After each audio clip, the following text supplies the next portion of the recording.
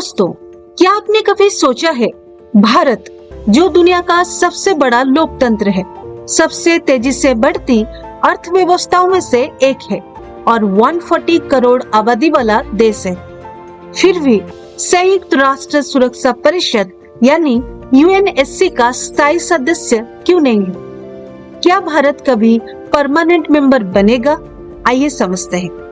दोस्तों, सबसे पहले समझते हैं यूएनएससी क्या है। संयुक्त राष्ट्र सुरक्षा परिषद यानी यूएन सिक्योरिटी काउंसिल, जो दुनिया में शांति और सुरक्षा बनाए रखने की सबसे महत्वपूर्ण संस्था है। इसमें कुल 15 मेंबर्स होते हैं।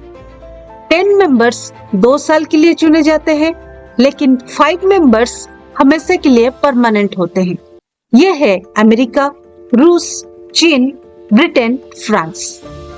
इन 5 देशों के पास वीटो पावर है, मतलब अगर बाकी सभी देश किसी प्रस्ताव के पक्ष में हो, लेकिन इनमें से सिर्फ एक देश भी ना कह दे, तो वो प्रस्ताव रुक सकता है। दोस्तों, अब सवाल ये है, भारत क्यों यूएनएससी में परमानेंट मेंबरशिप चाहता है? यूएनएससी युद्ध, शांति, सैंक्शंस जैसे महत्वपूर्ण फैसला लेता है। अगर भारत परमानेंट मेंबर बन जाता है तो इन फैसलों में हमेशा शामिल रहेगा। परमानेंट मेंबर्स के पास वीटो पावर होती है। इससे भारत अपनी राष्ट्रीय हितों के खिलाफ किसी भी प्रस्ताव को रोक सकता है। भारत पहले से ही बड़ी अर्थव्यवस्था, परमाणु शक्ति और प्रमुख वैश्विक खिलाड़ी है। अगर परमानेंट मेंबरशिप मिलते हैं तो अंतर्राष्ट्रीय पहचान और प्रभाव दोनों मजबूत होगा। भारत सीमा सुरक्षा, आतंकवाद, समुद्री सुरक्षा और इंडो पैसिफिक जैसी मुद्दे पर अपनी बात अधिक प्रभावी ढंग से रख सकेगा। भारत अक्सर ग्लोबल साउथ यानी विकासशील देशों की समस्या को उठाता है। परमानेंट मेंबर बनने पर उनकी आवाज को और मजबूती से दुनिया के सामने रख सकेगा। अब सवाल ये है, तो रास्ते में सबसे बड़ी बाधा क्या है?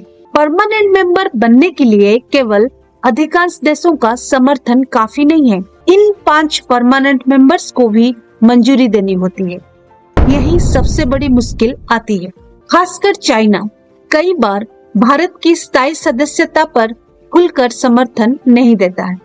इसके अलावा कुछ अन्य देश भी नए परमानेंट मेंबर्स जोड़ने को लेकर अलग अलग राय रखते हैं। दोस्तों, अब सवाल ये है, चाइना क्यों नहीं चाहता है कि भारत यूएनएससी में परमानेंट मेंबर बने? आइए जानते हैं। आज एशिया में स्थायी सदस्यता केवल चाइना के पास है। अगर भारत भी परमानेंट मेंबर बन जाता है तो एशिया में और एक बड़ी शक्ति को समान दर्जा मिल जाएगा। इससे चीन की विशिष्ट स्थिति कम हो सकती है।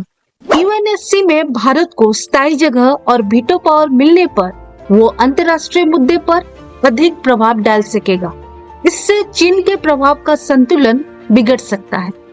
भारत और चीन के बीच सीमा विवाद, इंडो पैसिफिक और क्षेत्रीय प्रभाव जैसे कई मुद्दे पर मतभेद है। ऐसे में एक मजबूत भारत चीन के लिए कूटनीतिक चुनौती बन सकता है। अगर भारत भी परमानेंट मेंबर बनता है तो वैश्विक मंच पर चीन अकेला एशियाई परमानेंट मेंबर नहीं रहेगा। इससे एशिया में उसकी विशेष स्थिति कुछ हद तक बदल सकती है। यही कारण है आज तक इंडिया कभी यूएनएससी में परमानेंट मेंबर नहीं बन पाया है। तो सवाल ये नहीं है कि भारत योग्य है या नहीं।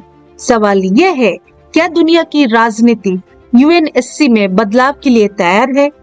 अगर भविष्य में सुधार होता है तो भारत परमानेंट मेंबर बनने के सबसे मजबूत दावेदारों में से एक होगा। आपकी क्या राय है? क्या भारत को यूएनएससी का परमानेंट मेंबर बनना चाहिए? कमेंट करके अपनी राय जरूर बताएगा। ऐसे ही जियोपॉलिटिकल इंफॉर्मेशन के लिए please subscribe my channel. Thank you.